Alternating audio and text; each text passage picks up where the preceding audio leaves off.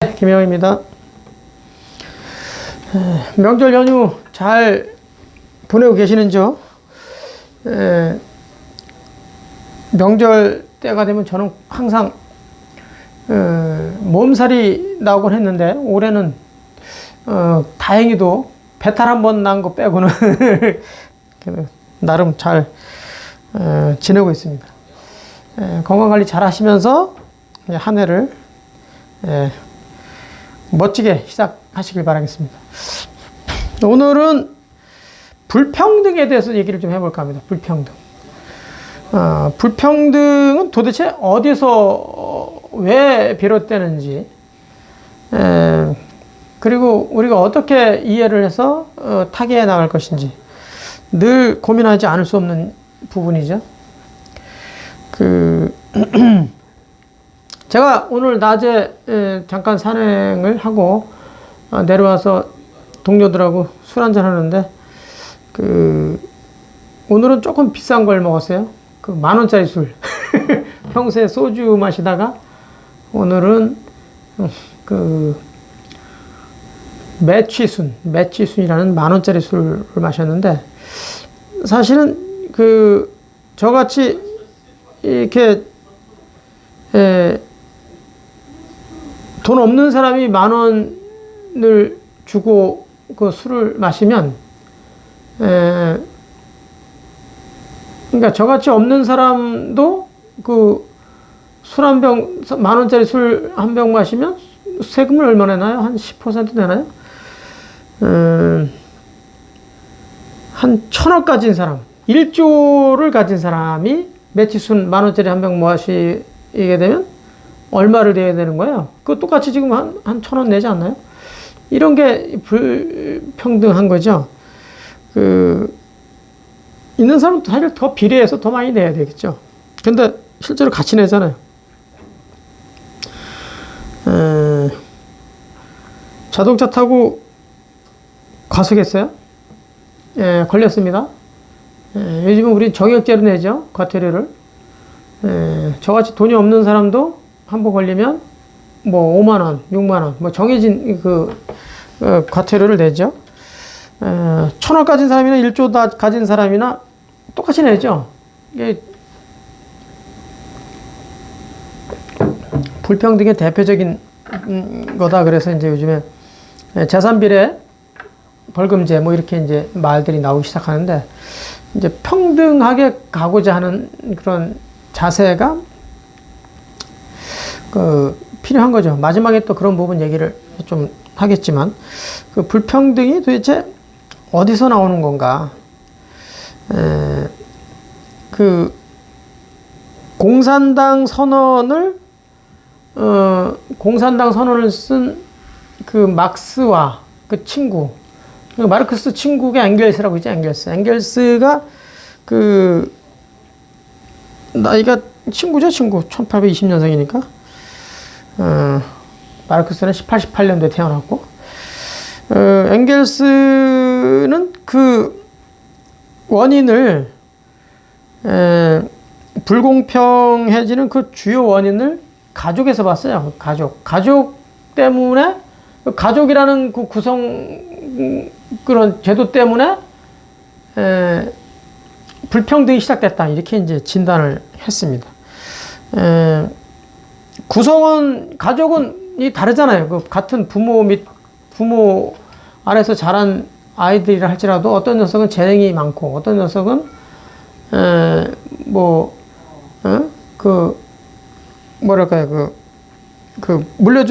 부모로부터 물려준 재산이 또 많을 수가 있고, 그리고 어떤 녀석은 또 교육을 잘 받아가지고 아주 우량하게 되는 그런 녀석도 생기고,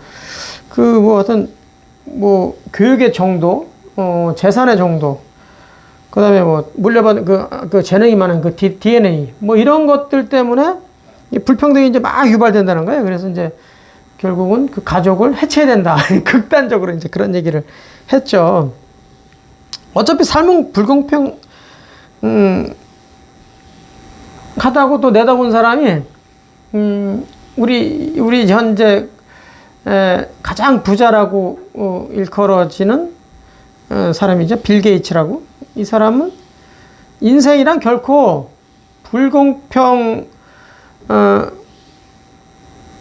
수밖에 없다. 공평할 수가 없다. 불공평한 게 맞다.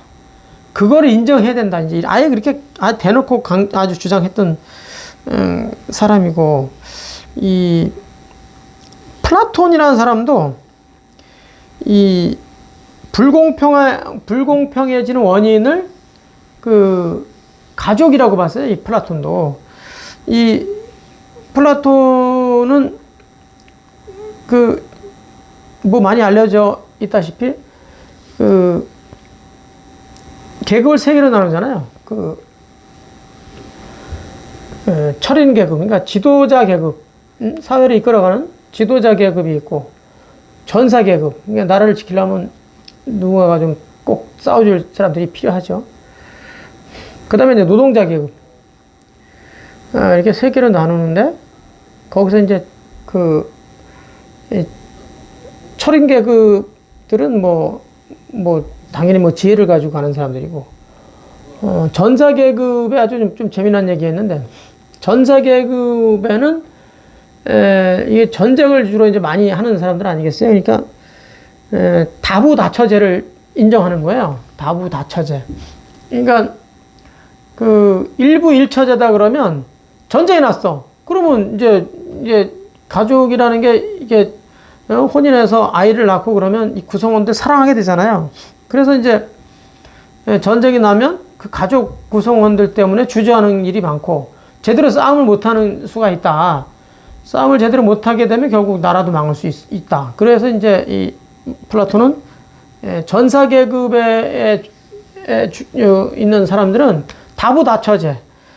쉽게 얘기하면 그냥 공유제. 서로 남편도 공유하고 아내들도 공유해서 자식을 낳는 거예요, 그냥. 근데 그러니까 다부다처제에서는 전쟁을 하게 되면 자식이나 무슨 가족 걱정할 이유가 없는 거죠. 자기는 그냥 뭐 열심히 싸우기만 하면 되니까. 일부일체질 경우에는 싸우게 되면 이게 늘 자식 걱정, 뭐 아내 걱정 이런 게 생기지 않겠어요. 그러니까 이제 그런 거를 예방하기 위해서 이제 가족이라는 것 자체가 하여튼 불공평의 하여튼 그 원인이다. 그렇게 봤죠. 그 플라톤도. 그러니까 이 사유재산 뭐 이런 것들을 자꾸 고민하게 되고, 그러니까 그 개인적인 이익을 만들어내는 그런 도모하게 되면 일단 문제가 생긴다. 그래서 이제 그 불공평해지는 그 핵심 요소가, 핵심 원인이 결국 가족이다. 그래서 해체 정도까지는 얘기는 안 했지만 원인을 그렇게 이제 진단한 거죠, 플라톤은. 근데 여기에 대해서 사실 이제 우리 육아 쪽에서는 이 가족이 최소 단위죠, 최소 단위. 가족을 우리 육아에서는 버릴 수가 없는 거죠. 그 가족을 버릴 수가 없는 건데, 그 가족이 최소 단위고 그게 커지면 이제 국가가 되죠. 국가가 이게 우리 동양에서는 그 가족이 최소고 좀 커지면 이제 이게 단체가 되고 나중에 이제 나라가 되죠. 이런 것들이 하나로 다 이렇게 연결이 돼 있죠. 그러니까 서양에서 바라보는 이런 관하고는 조금 다른데, 여하튼 그 불공평, 공평 이런 거에 대해서 여러 가지 이제 입장들을 한번 이렇게 보면, 이 마태복음에서 예수는 이런 이야기를 한 적이 있죠. 포도원의 그러니까 포도 농사하는 사람이 이제 사람들을 이렇게 고용하지 않겠어요? 사람들을 이제 고용해서 이렇게 쓰는데 이제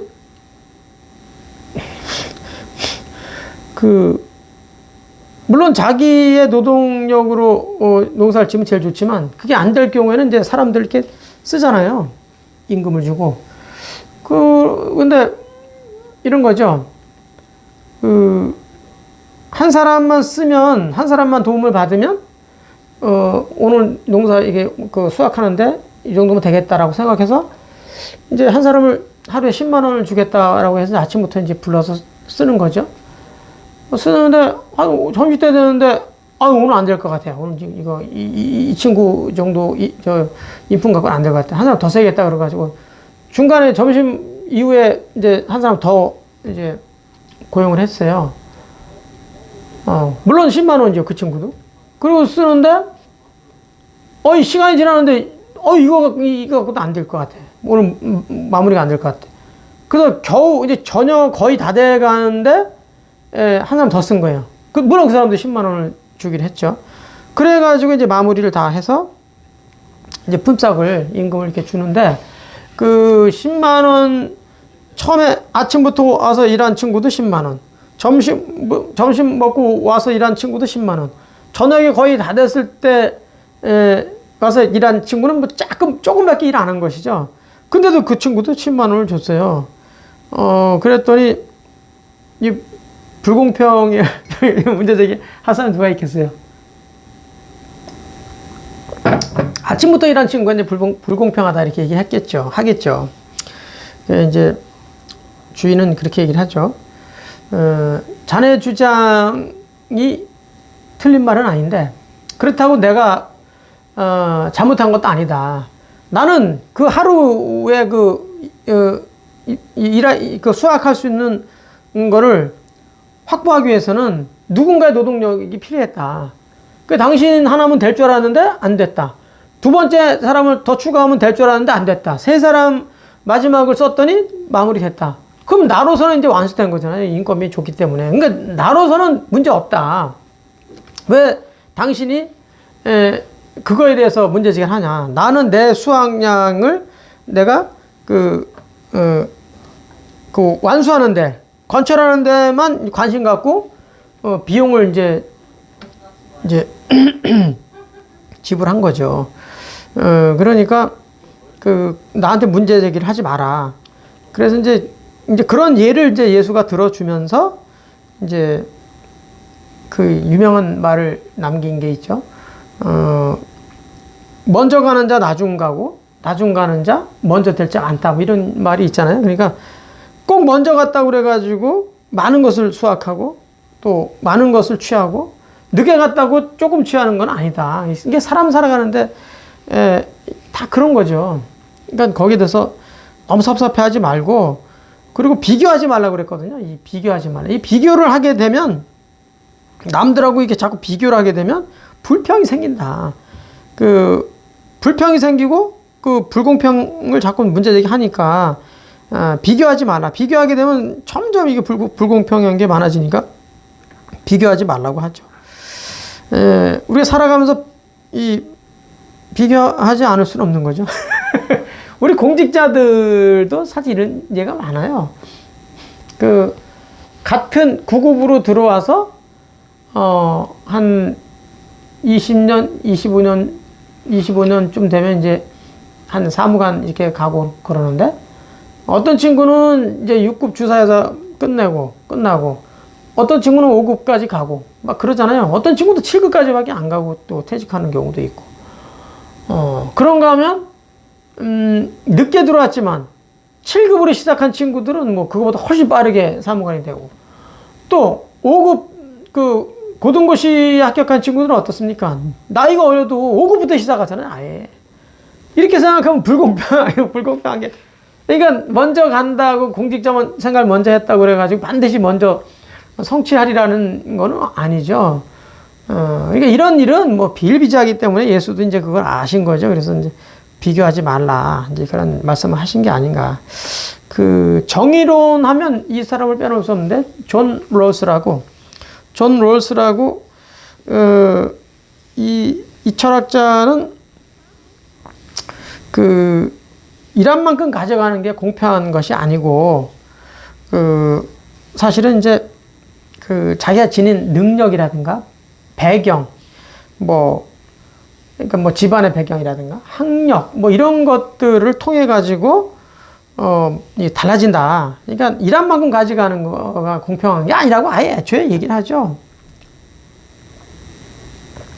그러니까 아니 불공평을 아예 밑에 깔고 얘기하는 거예요. 말하자면 평등할 수가 없다라는 걸 미리 깔고 얘기하는 건데, 보세요. 주변의 그 부모나 주변 사람들의 그 도움, 뭐 그다음에 물려준 유산, 뭐 이런 것들로 인해 가지고 엄청난 부를 일구는 사람이 많잖아요.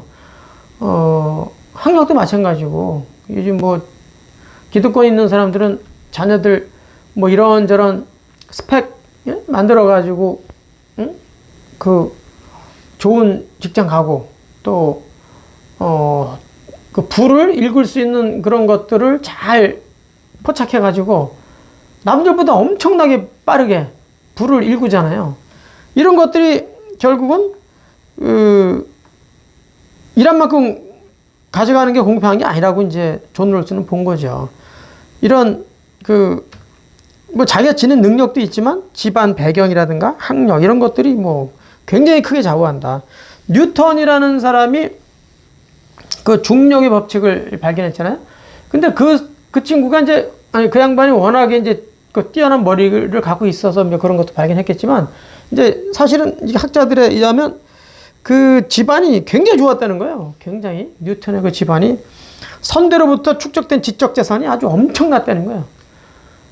그걸 통해 가지고 이렇게 한 발 더 나간 게 이제 인류의 큰 업적을 남기게 된 건데, 그 뉴턴도 그런 말을 이제 했다고 그래요.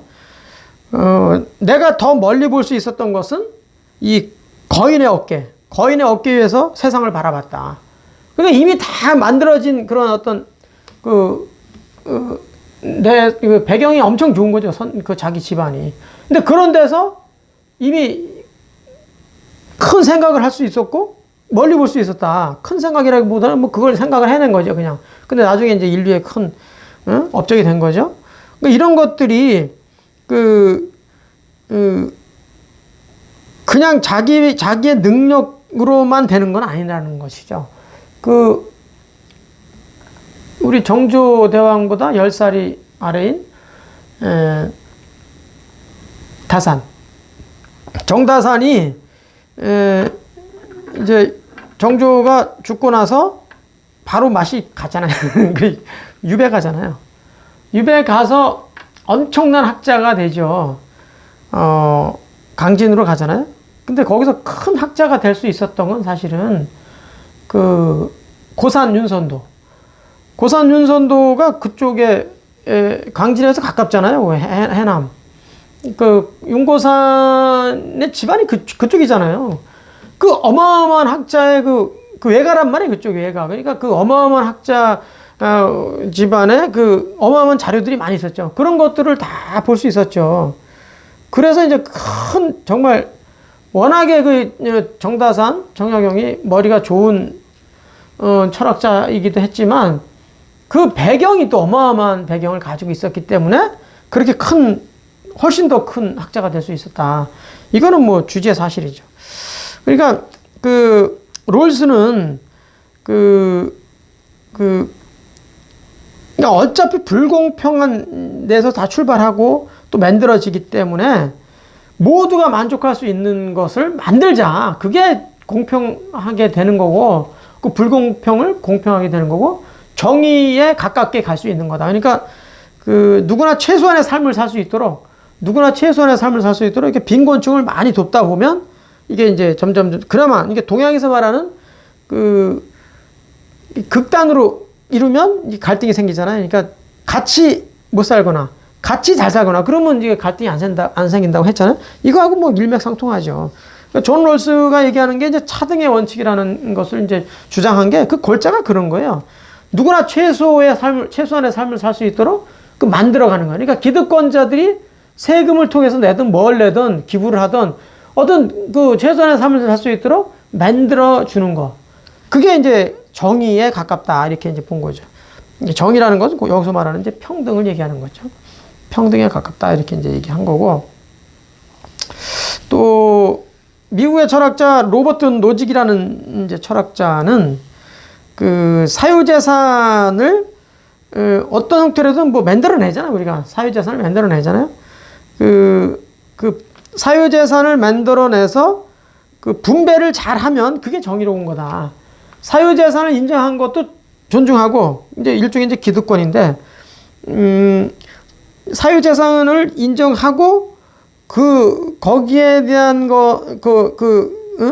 거기서 만들어진 부를 일정 부분 인정해 주면서 그 창출된 가치를 비교적 잘 타인과 나눌 수 있다면, 예, 그게 공평한 거다.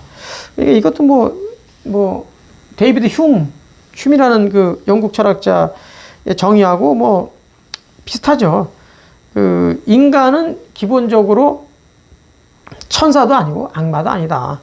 그냥 제한된 범위 내에서 이타심을 발휘하는 거다. 그래서 만들어진 기득권이 있다면 그 기득권을 좀 나누는데 같이 쓰자.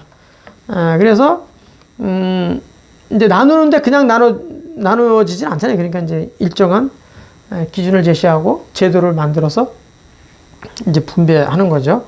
이제 그렇게 되면 그게 공평에 가깝지 않냐, 이렇게 이제 얘기를 하죠. 이 공평, 그 불평등, 뭐 이런 것들이 이제 그 원인이야 뭐 다 이렇게 있는데, 이것을 우리가 인정 안 할 수가 없는 거지. 기득권은 인정 안 할 수가 없는 거지. 그러니까 기득권도 인정해야 되고, 그렇다고 한다면 어떻게 우리가 이걸 타개할 것인가, 어떻게 불공평을, 불평등한 것을 인정하고 어떻게 이것을 그럼 평등에 가깝게 할 것인가. 이제 여러 학자들의 이제 이야기에 또 제 얘기를 조금 더 보태면 결국 의지다, 의지. 의지. 세상은 어차피 공평하지 않다. 그걸 이제 인정하잖아요. 그러니까, 그것을, 기회 평등을 한번 최소한 나라에서 제공하자. 그래서 이제 그러면 교육을 통해서, 이거 평등에 가깝게 만들어가는 것이 야말로, 평등에 가깝게 가는 게 가장 합리적이라고 생각해서 공립학교를 만들잖아요. 국립이니 뭐 도립이니 이렇게 만들어내잖아요. 이런 것들은 우리가 기본적인 공부를 다 시키잖아요. 초등학교, 우리도 이제 고등학교까지는 이제 다 의무 교육을 하잖아요. 그리고 대학도 또 국립이 있고 그렇잖아요. 또 시립도 있고. 이런 공립에 가는 것은 기회 평등을 최대한 보장해 주는 거고, 여기에다가 조금 더 자기의 그 기회를 더 많이 살릴 사람들은 이제 사립학교도 가고 또 외국 유학도 가고 그러잖아요. 이제 그런 최소한의 거는 같이 공유하자. 기회를 제공하자. 이렇게 이제 의지를 가지고 만들어 가고 있고, 그리고, 그 사람마다 자기 의지를 동반시켜서, 의지라는 게 의자는 생각하는 거고 지자라는 건 실천한다는 거거든요. 그러니까 생각만 해서도 안 되고 실천까지 해야 된다. 그러니까 의지를 가지고 이제 니체가 말한 그 운명도 다 그런 건데 개척해야 된다. 개척하면 어떤 형태로든 돌파구가 마련되고, 그러면 자기가 이제 기득권자가 또 될 수 있다. 그럼 기득권자가 됐을 때 자기를 낮춰서 비슷하게 만들어가는, 그게 바람직한 삶의 자세가 아니겠는가. 우리가 엘리베이터 이렇게 먼저 타면 어떻습니까? 먼저 내립니까? 엘리베이터 먼저 타면 나중에 내리잖아요. 그렇죠? 엘리베이터 먼저 타면 저 안에 들어가잖아요. 들어가면 나중에 나오잖아요. 그러니까 먼저 탄다고 먼저 나오는 게 아니라는 거죠. 우리가 비행기 탈 때마다 줄 서가지고 수화물이나 무슨 우리 가방 같은 거 이렇게 짐 붙이잖아요. 그러면 먼저 붙인 놈이 어떻게 되는 거예요? 먼저 붙인 놈이 나중에 찾는다니까. 맨 마지막에 집어넣은 친구가 가장 늦었지만 어때요? 찾을 때는 제일 먼저 찾죠. 근데 그런 일이 우리 세상에는 굉장히 많아요. 이게 다 불공평한 거죠. 근데 그 불공평한 것을 계속 그 문제 제기만 하다 보면 삶이 너무 이게 정말 재미없어지는 거죠. 그러니까 그런 것들을 좀 인정하고 의지를 가지고 세상을 불평등을 평등하게 만들어가는 자세, 그것이 사람 삶이 아닌가. 불평등은 뭐 사실 예로부터 지금까지도 그게 이루어지기가 사실 쉽지 않죠. 말처럼 쉽지 않죠. 그래서 저도 늘 강조하는 대목 중에 하나가, 꽃을 피우면 대체로 열매를 맺죠. 이파리가 나면 꽃을 피우고, 꽃을 피우면 대체로 열매를 맺는데, 어떤 녀석은 이파리가 났는데 꽃을 못 피우는 녀석이 있대요. 또 꽃을 피웠는데 열매를 맺지 못하는 녀석이 있다는 거예요. 그러니까 열매를 맺지 못할 거야, 꽃을 피우지 못할 거야 라고 예단해서 포기하면 안 된다는 거죠. 그러니까 꽃을 피우지 못할지언정 꽃을 피우려고 노력하고, 열매를 맺지 못할지언정 열매를 맺으려고 노력하는 자세, 그게 바로 사람 삶이다. 이렇게 이제 저도 이렇게 공감하고 계속 부르짖고 있는데, 그게 불평등을 평등으로 바꾸는 그런 자세 아닐까, 이렇게 생각을 해봅니다. 오늘 조금 길었는데 불평등에 대해서 얘기를 해봤습니다. 전부 다 타개하는 쪽으로 평등한 쪽으로 했으면 좋겠습니다. 고맙습니다.